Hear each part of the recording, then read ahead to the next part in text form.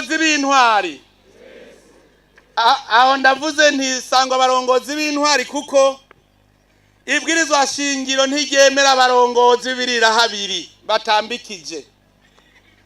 Abarongozi birira habiri baza kuturongora bitwaje uburangagihugu bubiri.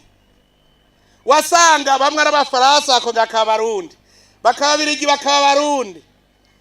Nimumbarire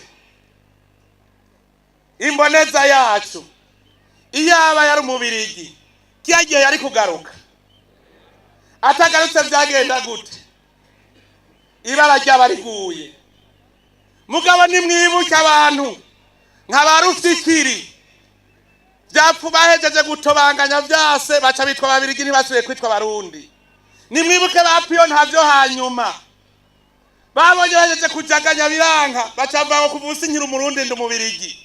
Uno munsi bibere mu bubirigi kandi n'ababirigi bajeje konona bacavuga bati dukingigwe n'ubwenegihugu bw'ububirigi. Nico gituma rero ubu dushaka abarongozi b'intwaro badatambikije atari birira habiri. Ntidukeneye abarongozi azoza guta igihugu mu manga hanyuma agaca yigira iwabo ngo akingiwe n'ububirigi ngo akingiwe n'ubufaransa.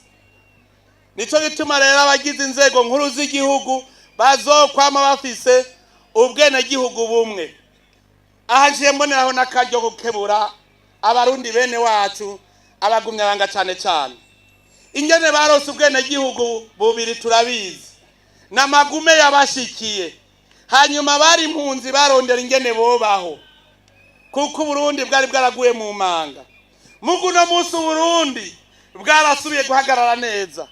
None imvo niyihe yuko bagumana ubwenegihugu bw'abanyamahanga? No bahanura rero yuko bafise ubwenegihugu bubiri.